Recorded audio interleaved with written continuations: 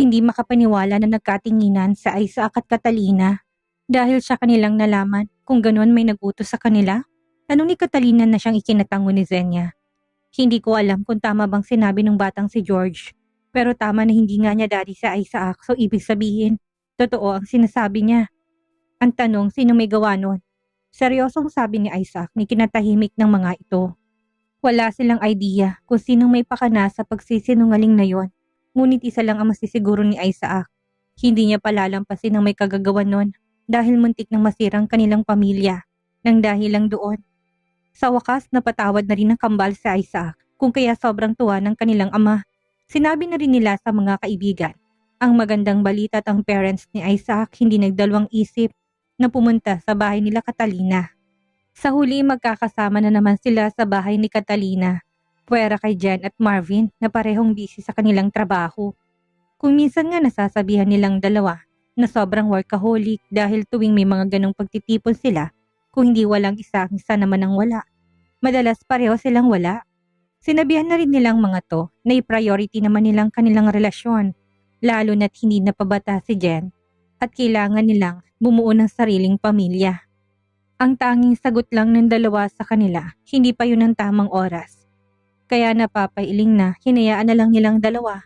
Sa huli naging maayos silang lahat at pinagplanuhan na lamang kung paano nila malalaman kung sino nasa likod na nangyari. Malinaw ang sabi ni George na sana hindi sila madamay sa gulo ng mga to. It means masyadong makapangyarihan o mayaman ang nasa likuran nila. Isama mo pa na may kakayahan itong pekein ang mga resulta ng DNA test na pawang mga nasa medical field lamang ang makakagawa. Nagpasya sila na tawagan ni Isaac si Georgia at sabihin dito na pupunta siya sa kanila. Nagulat man, ngunit pumayag ang babae sa gustong mangyari ni Isaac. Siyempre ayaw niyang mahalata na lalaki na meron lang na nag-uutos sa kanya na kanyang mga gagawin. Kung hindi niya lang kailangan ng pera, baka hindi niya yung ginawa. Pero nandoon na siya at wala nang atrasan, basta ayusin na lang niyang kanyang trabaho. Kinabukasan mag-isa na nagpunta si Isaac sa Pampanga, kung saan nandun ang bahay nila Georgia at George. Walang kaalam-alam ang babae na alam na ni Isaac ang totoo habang si George may hinuha na siya na alam na ni Isaac ang totoo. Siyempre sinabi niya sa anak nito ang tungkol sa katotohanan kaya hindi malabong hindi sabihin ng mga ito ang tungkol sa katotohanan. Nagtaka si Georgia kung bakit hindi tumayong anak sa kanyang kinauupuan. Malinaw naman ang bili niya dito na kapag nakita niya si Isaac, aakto siya na masaya at miss na miss ang lalaki. Ngunit nagtataka siya kung bakit hindi yun ginagawa ng bata ngayon. Baka mabuko sila kung ipagpapatuloy ng anak ang kanyang ginagawa. Kunot nun niya itong tinignan at ninusong lalaki. Ngunit gumiti lang si George, sa kanya na siyang ikinatigil ng dalawa. Alam niya na may laman ang ngiting yun ni George hanggang sa marinig niya na nagsalita si Isaac. Pwede ba kitang makausap, Georgia? Napalunok naman ang babae dahil sa seryosong sinabi sa kanya ni Isaac. At alinlangan ng umiti dito pagkalingon niya. Sure, sige dito na tayo. Tinuro ni Georgia ang sofa at doon naman sila naupo. Katabi ni Georgia ang anak habang si Isaac naman ay nakaupo sa solo sofa na nasa pitakang gitna. Hindi na ako magpapaligoy-ligoy pa. Alam ko nang totoo. Gusto kong sabihin mo sa akin kung sino nag-utos sa'yo na gawin ito at patatawarin ka namin ni Catalina. Napakurap si Georgia sa kanyang narinig at hindi makapaniwalang nakatingin sa lalaki. Anong sinasabi mo, Isaac? Wala akong maintindihan. Utal na tanong ni Georgia sa kanya. Kabilin-bilinan pa naman na nag-utos sa kanya na wag nilang sasabihin ang totoo. Kahit na kanino, lalo na kay Isaac. Umami na mismong anak mo sa kambal ko kahapon. Sa mall at kami naman ni Catalina, nagpa-DNA test kami at itong resulta.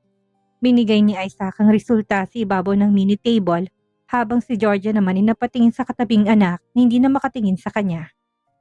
Anak, mahinang tawag ni Georgia dito na ikinatingin sa kanya ng bata na tila naiiyak na. I'm sorry mama, hindi ko na po kayang manloko ng ibang tao. Sagot ni George na siyang kinabagsak ng balikat ni Georgia. Doon pa lang hindi niya na napigilan ng umiyak at niyakap ang anak.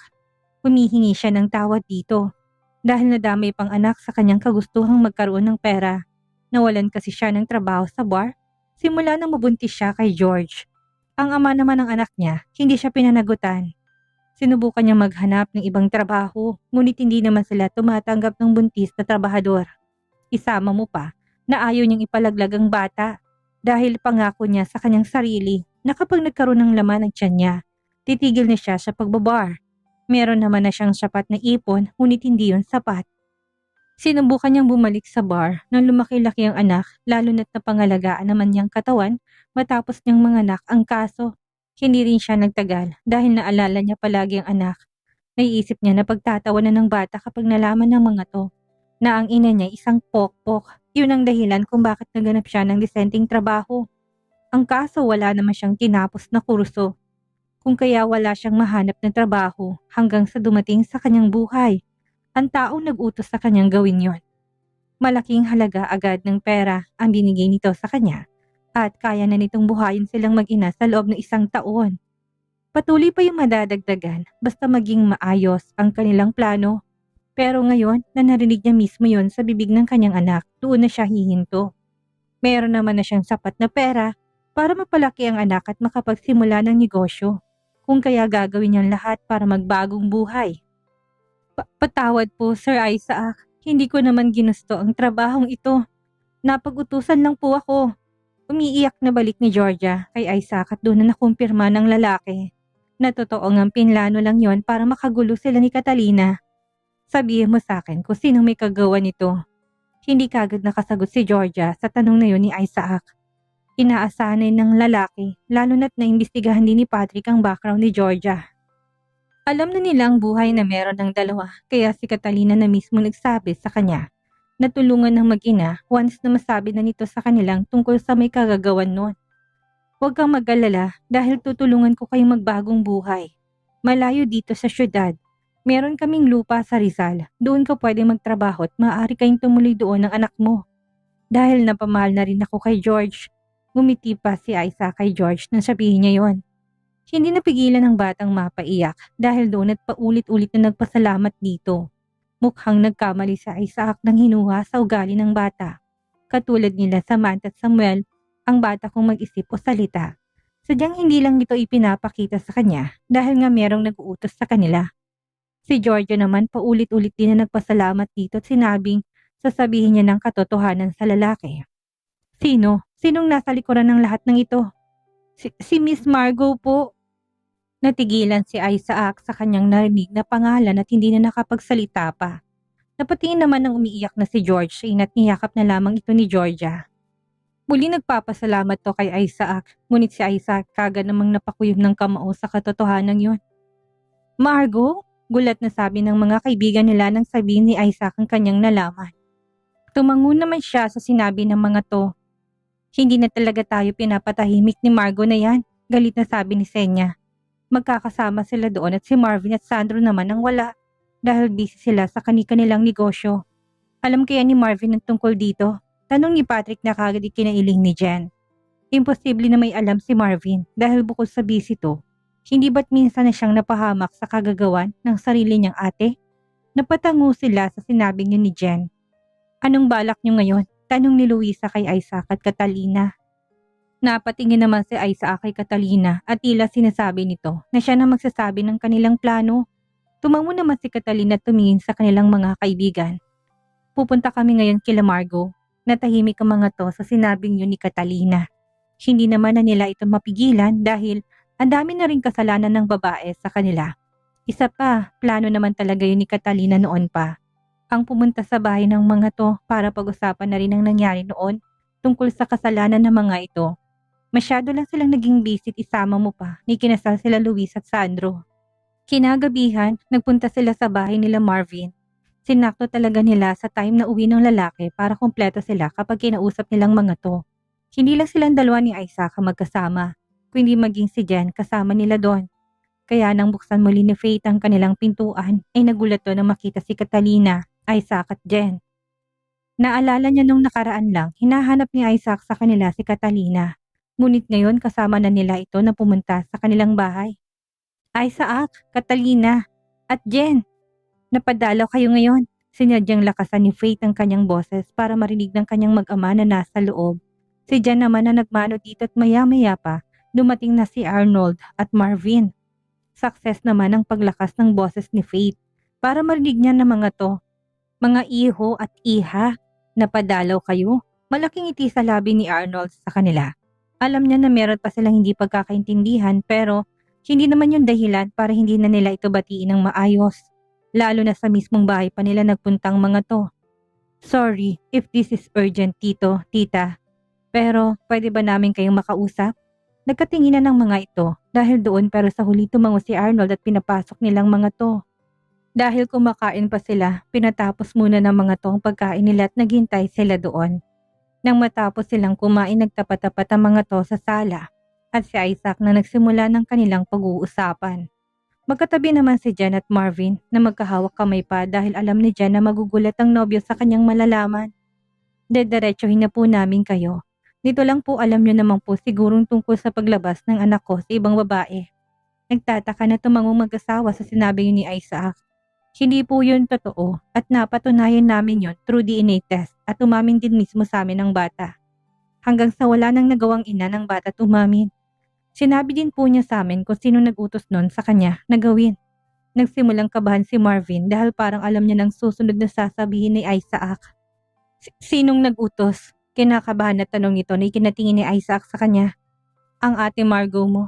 Agad na napatayo si Faith na marinig ang sinabing yon ni Isaac.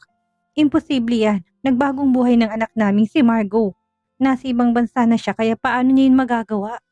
Hindi matanggap ni Faith na si Margot na naman ang may kasalanan sa nangyari gayong nakausap at nakasama niyang dalaga. Nang halos isang buwan na pag-rehab nito, kitang-kita nilang pagbabago ni Margot. Lalo na kagustuhan nitong humingi ng tawad kina Catalina. Hindi lang yun na ituloy dahil nga pinigilan nila to. Kaya napaka-imposible nun sa kanilang si Margot ang may kagagawan nun. I agree with my mom. Napatingin sila kay Marvin na magsalita ito. Gusto pa nga mag-sorry sa inyo ni ate pero pinigilan lang namin siya. Dahil nga masyado pang mataas ang emosyon nyo. Baka kapag nakita nyo si Margot, magwala kayo, hindi kaya ipakulong siya. Napatango naman si Isaac sa sinabi ng mga to. Pinapakinggan nilang bawat sasabihin nila dahil yun din ang kanilang alam na wala na si Margot sa Pinas dahil nagbabagong buhay nito sa ibang bansa. Kanino nila nalaman? Siyempre kay Jen na siyang nobya ni Marvin. Hindi man nila lagi nakakasamang lalaki dahil busy to sa trabaho.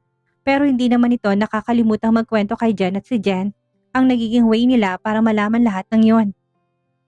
Pero yun pong sabi ng babaeng nagpanggap na may anak sila ni Isaac. Kung gusto niyo po siyang kausapin niyo. Pero dahil si Margot sinasabi niya na may kasalanan, hindi po kami magdadalawang isip na kasuhan na siya. Kusang napaupo si Faith pabalik sa kanilang sofa nang marinig ang huling sinabi ni Catalina. Maging si Arnold na nakikinig lamang sa kanilang pinag-uusapan, hindi nagawang makasabad pa. Dahil hindi rin naman niya alam kung totoo bang sinasabi ng mga to o hindi. Sa daming kasalanan na nagawa ni Margot, hindi malabong magawa talaga nito yon ngayon. Pasensya na po kayo pero hindi na po kasi tama kung mapatunayan na siya pong may kagagawan. Bibigyan po namin kayo ng ilang araw para patunayan sa amin na kung hindi man si Margot may kagagawan. Pagkasabi ni Isaac noon ito mayo na ito at ganun din si Catalina. Hindi maiwasan ng babae na maawa sa reaksyon ng mga ito. Hindi sila makapaniwala na tila pinagbaksakan ng langit at lupa. Alam niya na umamin sila sa kanila na alam nilang pinagagawa ni Margot. Ngunit sa nakikita niya ngayon halatang walang alam ang mga ito ngayon. Kung tutuusin, ayaw na nga ni Catalina na marinig pa ang pangalan ni Margot. Gaya nga ng kwento sa kanila ni Jen, nagbabagong buhay na daw ito sa ibang bansa. Kung kaya maging siya'y nagtataka kung bakit yon nangyayari. At kung ano pang dahilan nito para gawa na naman sila ng masama. Umalis na sila sa bahay nila Marvin at nagpaiwan si Jen sa bahay ng mga ito. Hindi naman siya pinigil na kaibigan dahil alam ni Catalina at Isaac na mas kailangan ni Marvin si Jen ngayon. Nang makauwi sila sa kanilang bahay, masaya silang sinalubong ng kambal at inaya na maglaro. Habang si Samantha naman ay merong sinabi sa kanila. Mommy, Daddy, tumawag po si Papa Rafael sa akin kanina. Uwi daw po si Papa sa susunod na mga araw. Baka kung pwede daw po kaming gumala. Oo naman anak, walang problema sa akin. Tanungin mo si Daddy mo. Iting sabi ni Catalina dito. Wala ding problema sa akin. Kaya noon pala hindi nagpaparamdam ang papa mo kasi nasa ibang bansa.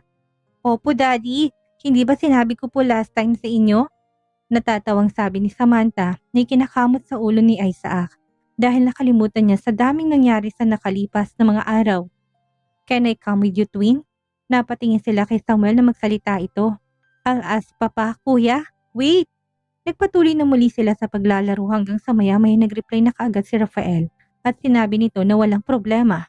Kung kaya nakaset na ngayon ang kanilang lakad kasama si Rafael sa mga susunod na araw. Samantalang sa kabilang banda naman, tinawagan agad ni Arnold ang anak na si Margot para malaman dito kung totoo bang sinasabi nila Catalina at Isaac na siyang may kagagawa ng nangyaring gulo. Magkasama pa rin sila sa sala habang si Jan naman pilit na pinapakalmang ina ni Marvin dahil iyak pa rin to ng iyak. Nang sumagot naman si Margot sa tawag ng ama, ni-loudspeaker niya ito at masayang binating mga ito. Hi Dad! How are you? Are you home? Nakikinig ba sila Marvin at Mommy? Kamusta sa inyo? Sunod-sunod na sabi ni Margot sa kabilang linya.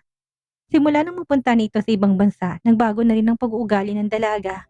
Mas naging mapagmahal ito sa kanilang pamilya. At sa ngayon, ginagawa na lamang itong kagustuhan niya. Yun ay maging isang fashion designer. Kung wala lang naging problema, masaya din sanang babatiin ni Arnold ang anak.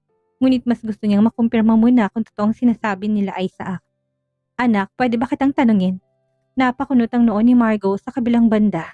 Lalo na't hindi naman sinagot ng kanyang amang mga tanong niya. Hindi naman to ganon dahil usually papantay nitong energy niya. Kung kaya nagtataka siya. What is it, Dad? Ba't parang kinakabahan ako dyan? Pabirong sabi niya dito na ang toto'y kinakabahan nga siya. Simula din na magbagong buhay siya. Lumabas na palabirong si Margot kung kaya hindi makapaniwala ang kanyang pamilya na magagawa niyang bagay na yon. Basta malakas ang kutob nila na hindi si Margot may kagagawan nun. Ikaw bang nag-utos sa babaeng nagpakilala kay Isaac na may anak sila? What? Natatawang sabi ni Margot sa kabilang linya. Bakit naman ako mag-uutos nun? Lalo na't wala na akong pakialam kila Isaac. Mukhang tamang ang kabang nararamdaman ni Margot, meron nangyayaring behind her back. At ang mas nakakatawa, involved na naman doon sila Isaac. Bakit ba hindi sila mapaghiwalay-hiwalay ng mga ito? Ibig sabihin, hindi ikaw may gawa ate. Singit na sabi ni Marvin sa usapan ng mga to. Marvin, ano ka ba? Nagsabi na ako sa inyo na nagbabagong buhay na ako. Paano ko magbabagong buhay kung ididikit ko pa rin ang sarili ko sa past ko? Napakunot ang noon ni Jen sa narinig na yon. Kumito na rin ang ina ni Marvin sa pag-iyak at lumapit kay Arnold para kausapin ang anak. Pero sino nagsabi ni ikaw daw ang may kagagawan anak? Galit sa'yo sila Isaac at Catalina. Ipapakulong ka daw nila. Mabuti't binigyan kami ng ilang araw para patunayan na wala ka talagang kasalanan. Natahimik ang dalaga sa kabilang linya. Hindi man nakikita ang mga to pero nakakuyom ng kamao ni Margot sobrang bilis at tibok ng kanyang puso. Naiisip niya na kung kailan nagbabagong buhay siya. Saka naman niya nalalaman na may ganong issue na kumakalat tungkol sa kanya. Talagang mumurahin niyang taong may kagagawan noon. Napabuntong hininga na lamang si Margot bago sumagot. I don't know. Alam niyo ba kung nasan yung turo ng ako ang may kasalanan? Baka pwedeng kausapin niyo sila mom and dad. Kasi promise, wala talaga akong alam. Ayoko namang bumalik sa Pinas nang dahil lang sa kasalanang hindi ko ginawa. Nagkatingin ang mag-asawa dahil sa sinabi ni Margot at tumango dito na akala mo'y nakikita sila nito.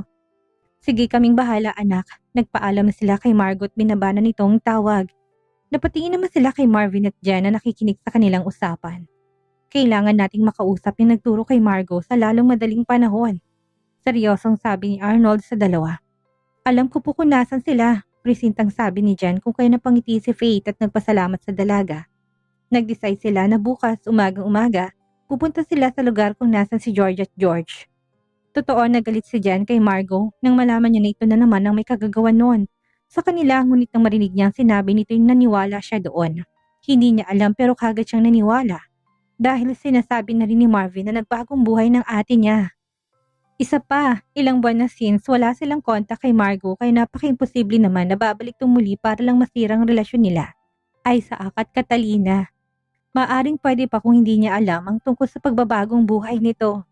Kaya katulad nila Marvin, isang malaking katanungan din ito sa isip ni Jan. At aalamin niya rin ang katotohanan kasamang mga to. Kinabukasan, katulad ng kanilang plano, maaga silang nagpunta sa property nila Isaac sa Rizal kung nasan sila George at George. Hindi naman sila nahirapang makita, ang dalawa, dahil masayang nagdidilig ang mga to sa hardin ng bahay na nandun. Caretaker ang naging trabaho ni Georgia doon. Actually, parang hindi nga caretaker. Dahil lahat ng gamit nandun pwede nilang gamitin. Basta pinapanatili nilang malinis ang buong bahay. Isama mo pa na sumasahod siya buwan-buwan. Hindi niya na kailangang mangupahan ng tubig at kuryente na lang ang babayaran niya at pagkain nilang mag-ina. Sa bagay nang dumating sila, puro tabo ng puting telang mga gamit na naruroon. Ayon kay Isaac, matagal nang walang tumutuloy doon at napabayaan ng bahay, kung kaya ibinalik din ni Georgia ang dating ganda ng hardin na naruroon. Nagulat siya nang meron silang biglang bisita. Pinapasok naman niyang mga to sa loob ng bahay at pinaghain ang mga to ng maiinom. Ano po ang atin? Pinapunta po ba kayo dito ni Sir Isaac?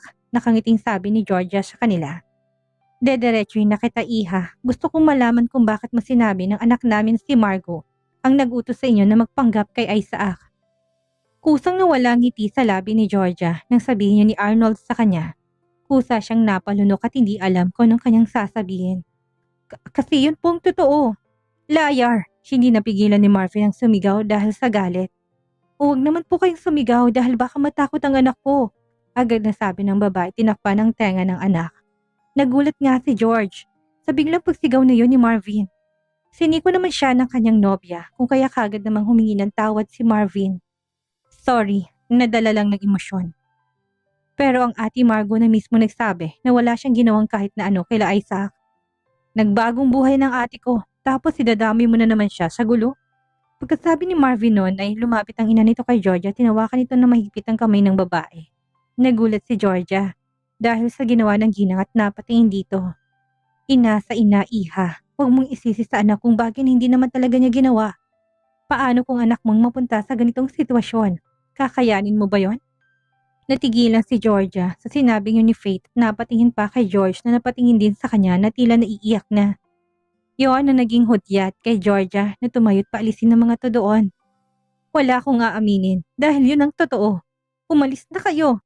Pinatuloy ko kayo ng maayos dito pagkatapos tatakutin niyo lang ang anak ko. Napatingin sila kay George na magsimula nitong umiyak kung kaya walang nagawang mga to. Kung hindi ang umalis doon. Pare-pareho silang walang imik sa loob ng sasakyan na makapasok doon. Tila pinoproseso pa nilang nangyari sa loob ng bahay na yon. Tingin ko may pinagtatakpan pa si Georgia. Biglang nagsalita si Jan kung kaya kagad na sumang-ayon ng ama ni Marvin. Tama ka, iha. Napansin ko na kinabahan siya nang kumprontahin natin siya tungkol doon. Kung ganun, bakit ayaw na lang niya sabihin ng totoo? Nadadami si Margo sa ginagawa niya. Naiiyak na sabi ni Faith. Yun ang dapat na alamin natin, Mommy. Kung bakit hindi masabi-sabi ni George ang totoo. May ilang araw pa naman tayo para patunayan na walang kasalanan si Ate Margo. Kung kaya makakagawa pa tayo ng paraan. Napatangong mga to sa sinabi ni Marvin at sumang-ayon dito.